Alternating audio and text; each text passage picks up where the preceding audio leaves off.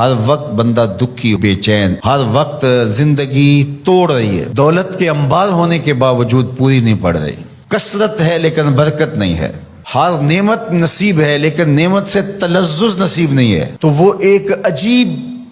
اضطراب کی زندگی، بے چینی کی زندگی، دکھ بھری زندگی، مصیبت میں گھری ہوئی زندگی، مصائب عالم کے اندر پھنسی ہوئی زندگی، ایک مصیبت زدہ زندگی کا تصور۔ تو اب ایسی زندگی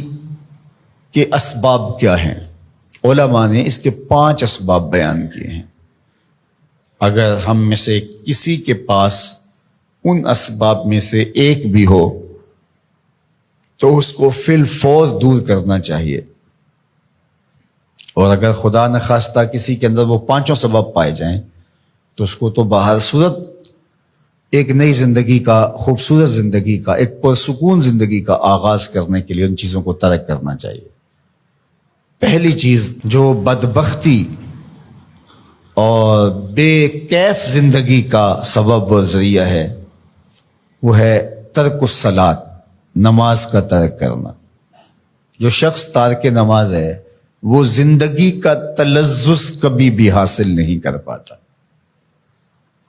آپ تو ماشاءاللہ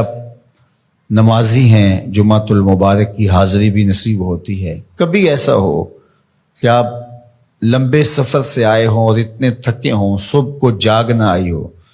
اور نماز فجر رہ گئی ہو، اللہ نہ کرے ایسا ہو، لیکن ایسا کبھی ہوا ہو تو کیسا بے چینی میں دن گزرتا ہے۔ آپ کہتے ہیں کوئی کھوئی چیز ہے۔ اس طرح دن بھر کے سفر سے آئے ہوں، تھکے ہوں، عشاء کی نماز پڑھے بغیر آپ لیٹ گئے تو ہر آدھے گھنٹے کے بعد آپ کی آنکھ کھل رہی ہوتی ہے، چین کی نیند نہیں آ رہی ہوتی، تو پھر آپ کہتے ہیں اچھا میں پہلے نماز پڑھ لوں، اور جب نماز پڑھ لیتے ہیں تو پھر چین کی نیند آ جاتی ہے، حالانکہ آپ تو سو گئے لیکن وہ کس چیز نے آپ کو اٹھا دی اور پھر آپ اٹھ کے بیٹھ گئے۔ تو آپ نے نماز نہ پڑھی ہو اور وہ بھی آپ تھکن سے چور ہیں تو آپ کو چین کی نیند نہیں آ رہی، تو جب چین کی نیند نصیب نہیں ہے نماز کے بغیر تو چین کی زندگی نصیب کیسے ہوگی؟ اور وہ شخص جو 5 نمازیں ترک کرنے کا عادی ہو چکا ہے اور اس کو پرواہ بھی نہیں ہے اس کی، تو وہ کہہ تو رہا ہے کہ مجھے پرواہ نہیں ہے، لیکن اندر سے اس کو کچھ چیز ضرور کاٹتی ہے، اس کا احساس اتنا مر چکا ہے کہ اس کو یہ سمجھ نہیں آ رہی کہ میری بے چینی کے اسباب کیا ہیں۔ نمازی کو تو پتا ہے کہ آج سارا دن بے چین اس لیے گزرا کہ میں فجر کی نماز نہیں ادا کر پایا، رات بار بار میں اس لیے اٹھ رہا ہوں کہ مجھے عشاء کی نماز پڑھنی ہے، اور یہ شعور بھی چھین لیا گیا جس سے وہ تو کہتا ہے کہ آج ڈپریشن ہے، آج فلاں مسئلہ ہے، آج میرا کوئی بلڈ پریشر اوپر نیچے ہو گیا، رات کو اٹھ کے کوئی گولی لیتا ہے اور جو ہے وہ بار بار بلڈ پریشر چیک کرتا ہے، کیا وجہ ہے کہ نیند نہیں آ رہی؟ تو اس کے نیند نہ آنے کا سبب تو کچھ اور ہے، لیکن وہ کچھ اور سمجھ رہا ہے اور دوائی کسی اور چیز کی کھا رہا ہے اور مرض اس کا کوئی اور ہے۔